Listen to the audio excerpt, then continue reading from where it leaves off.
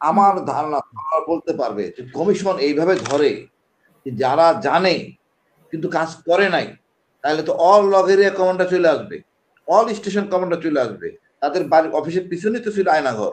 হাসিনা এই পুলিশ বাহিনী ডিজি5 RAB NSA লাগানোর পরও কিন্তু দেখেন ফট করে জামাত বাইরে আসতো, মিছিল করে ফেলতো, মিছিল করে ফেলতো।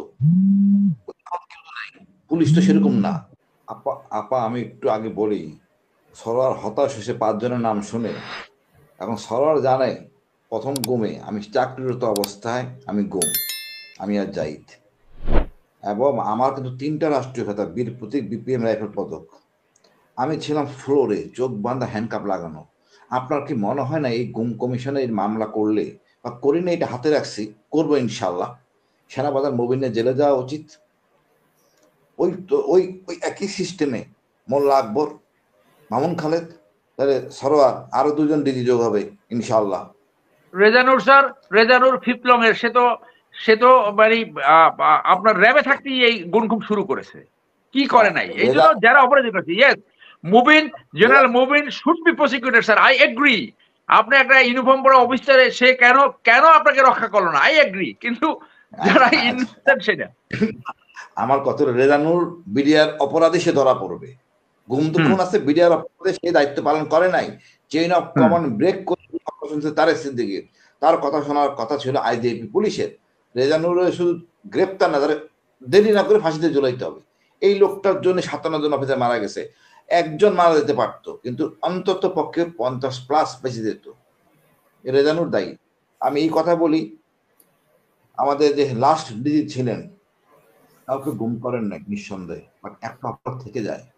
আপনি গুম করছেন, আপনার হেফাজতে ছিল, আপনি করেন নাই, কি করছে অপরাধী, আপনার হেফাজতে ছিল, আপনি প্রতিবাদ করেন না, এটা অপরাধ। আমার ধারণা বলতে পারবে যে কমিশন এইভাবে ধরে যারা জানে কিন্তু কাজ করে নাই, তাহলে তো অল লগ এরিয়া কমান্ডার চলে আসবে, অল স্টেশন কমান্ডার চলে আসবে, তাদের বাড়ির অফিসের পিছনে তো ছিল আয়নাঘর। সরোয়ার ডিসএগ্রি করবা?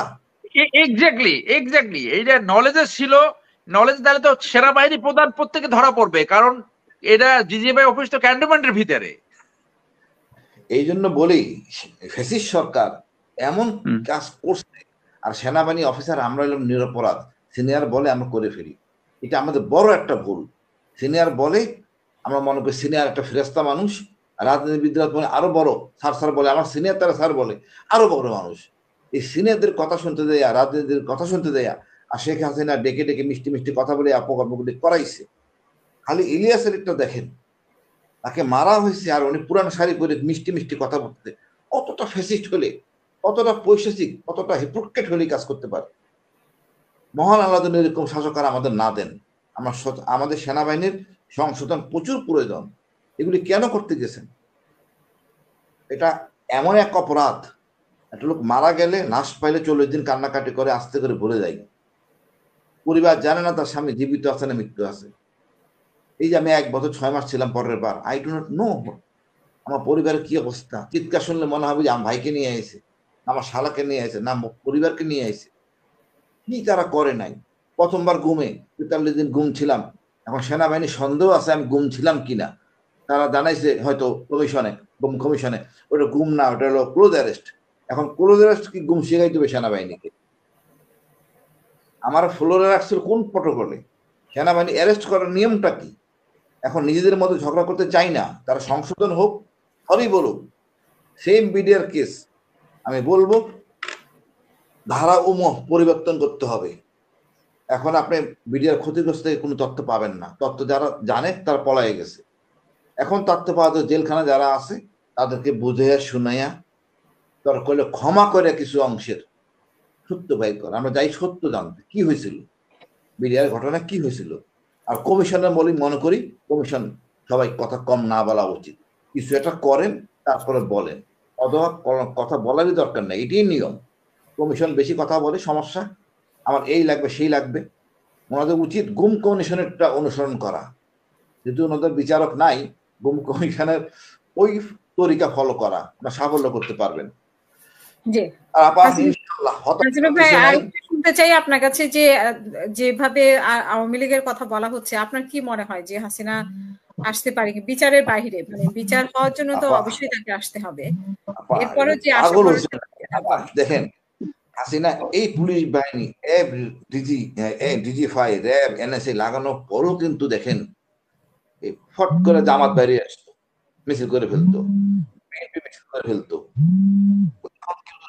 পুলিশ তো সেরকম না, এরকম ভাবে গোয়েন্দাও নাই। এখন কি মানা করছে আওয়ামী লীগ রাস্তার মধ্যে আসতে? জনগণ পিটে মেরে ফেলবে। এমন স্বৈরাচারী হাসিনা না, ভারতকে পিটাচ্ছে, খুশি মনে পিটাবে। এটা বিশাল পরাজয় হাসিনার না, ভারতের। আমরা পুরো জাতি এখন ঐক্যবদ্ধ। একটু মাইনর টুকটাক থাকতে পারে, এখন সীমান্তের গন্ডগোলে পুরো জাতি আমরা এক, পুরো জাতি সীমান্ত এক হয়ে গেছে।